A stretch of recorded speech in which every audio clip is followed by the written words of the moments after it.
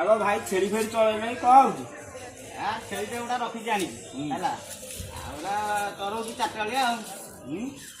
କଣ ମିଳୁଛି ଛେଳି ଚଳେଇଲେ? ଚାକିରି ବାକିରି କରିଥିଲ କଣ ଛେଳି ଫେରି ରଖି କଣ କରିବ? ଆରେ ଭାଇ ଲୋକମାନେ କୁକୁରକୁ ଡେଲି ନେଇ 4ଟା ବେଳେ ଚରଉଛନ୍ତି ନା ନାହିଁ? କୁକୁରକୁ ଚରେଇଲେ ତାଙ୍କୁ ନାଜ ମାରୁନି ଆଉ ଆମକୁ ନାଜ ମାରିବ।